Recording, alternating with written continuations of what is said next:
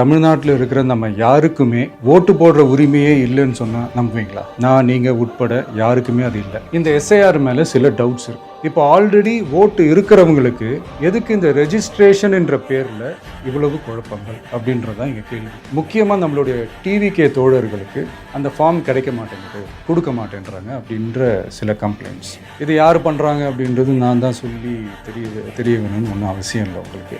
இப்போ இருக்கிற ஆட்சியாளர்கள் அவங்களுக்கு கைப்பாவையா இருக்கக்கூடிய சில பேர் இதை செய்ய ஸ்டார்ட் பண்ணியிருக்கிறாங்க. மை டியர் வர்ச்சுவல் வாரியர்ஸ், இதை சாதாரணமாக எடுத்துக்காதீங்க. அதையும் மீறி உங்களுக்கு அந்த ஃபார்ம் கிடைக்கலன்னா, அண்ட் ரொம்ப முக்கியமாக நம்ம ஜென்சி கிட்ஸ், நம்ம ஃபஸ்ட் டைம் ஓட்டர்ஸ், நம்ம புது வாக்காளர்கள், நம்ம நண்பா நண்பிகள், அவங்க ரொம்ப கேர்ஃபுல்லாக இருக்கணும்.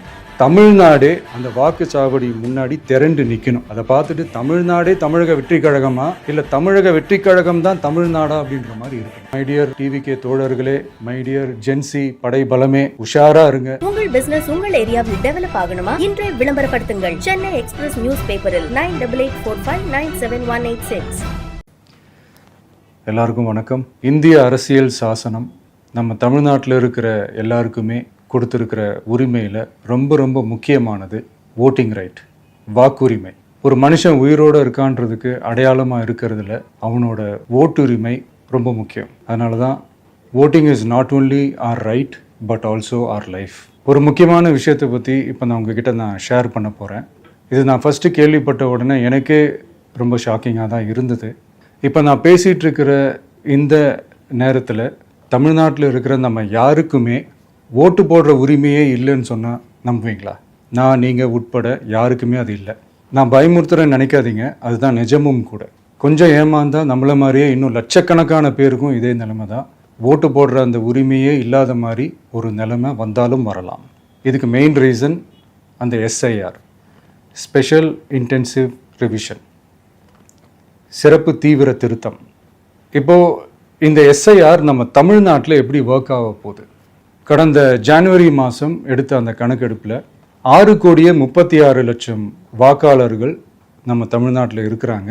ஆனால் அவங்க யாருக்குமே இந்த ஓட்டு போடுற உரிமையே இல்லை. அந்த பிஎல்ஓன்னு சொல்லுவாங்க, பூத் லெவல் ஆஃபீஸர்ஸ், வாக்குச்சாவடி நிலை அலுவலர். அவங்க தான் வீடு வீடாக போய் அந்த ஃபார்மை கொடுப்பாங்க. அதை நம்ம ஃபில்அப் பண்ணி கொடுக்கணும். அதை தேர்தல் ஆணையம் அதை எடுத்துகிட்டு போய் அதை ஸ்க்ரூட்டினைஸ் பண்ணி அது எல்லாமே கரெக்டாக இருக்கான்னு செக் பண்ணி பார்த்ததுக்கப்புறம் அந்த வாக்காளர் பட்டியலை வெளியிடுவாங்க. அந்த வாக்காளர் பட்டியலில் நம்ம பேர் இருக்கணும், அப்போ தான் நம்மளால் ஓட்டு போட முடியும். அந்த புது பட்டியல் வர்ற வரைக்கும் நம்ம வாக்காளர்களான்றது அது உறுதியே செய்ய முடியாது.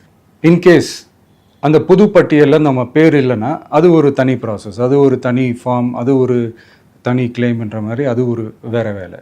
ஸோ இந்த மாதிரி நிறைய சிரமங்கள் குழப்பங்கள் இருக்கிறதுனால மக்களுக்கு இது மேலே ஒரு கன்ஃபியூஷன் ஒன்று இருக்குது. இது என்ன வெரிஃபிகேஷனா, இல்லை ஒரு மறைமுக ரீரெஜிஸ்ட்ரேஷனா, இல்லை இது ஒரு நியூ ரெஜிஸ்ட்ரேஷன் மாதிரியே தானா அப்படின்ற மாதிரி நிறைய கன்ஃபியூஷன் இருக்குது.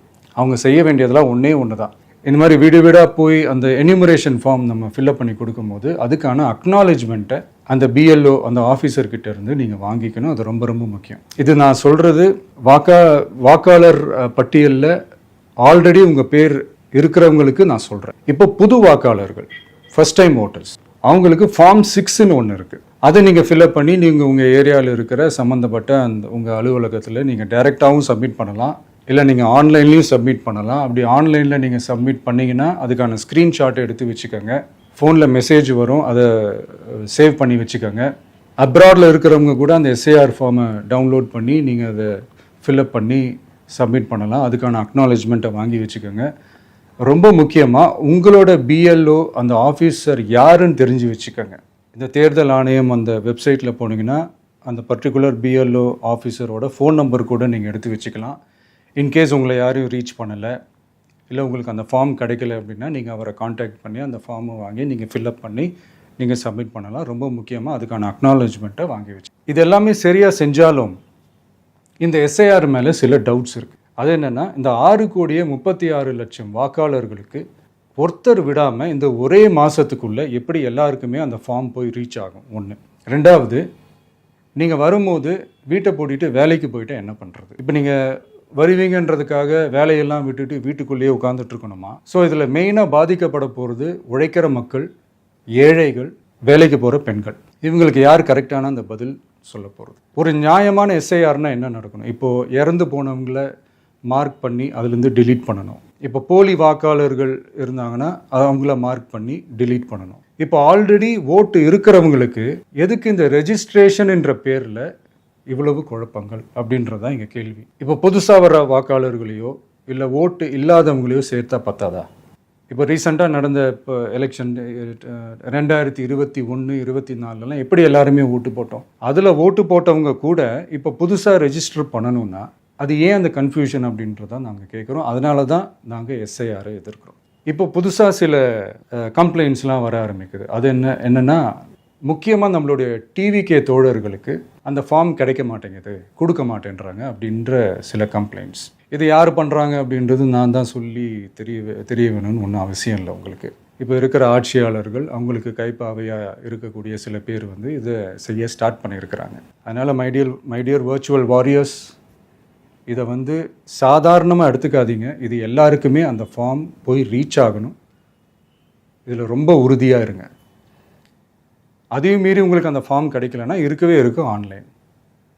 தேர்தல் ஆணையம் அந்த வெப்சைட்டில் போய் அந்த ஃபார்மை டவுன்லோட் பண்ணி நீங்கள் ஃபில்அப் பண்ணி சப்மிட் பண்ணலாம். உங்கள் வீட்டில் இருக்கிறவங்களுக்கு நீங்கள் செஞ்சு கொடுங்க, பக்கத்து வீட்டில் இருக்கிறவங்களுக்கு செஞ்சு கொடுங்க, தெரிஞ்சவங்களுக்கு, தெரியாதவங்களுக்கு, பழகினவங்களுக்கு, பழகாதவங்களுக்கு எல்லாருக்குமே நீங்கள் தயவு செஞ்சு கொடுங்க.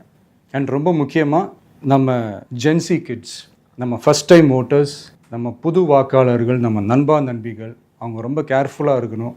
நான் ஆல்ரெடி சொன்ன மாதிரி உங்களுக்கான ஃபார்ம், அந்த ஃபார்ம் நம்பர் 6, அதை கரெக்டான டீட்டெயில்ஸோட கரெக்டான உங்கள் டாக்குமெண்ட்ஸை வச்சு அதை சப்மிட் பண்ணுங்கள்.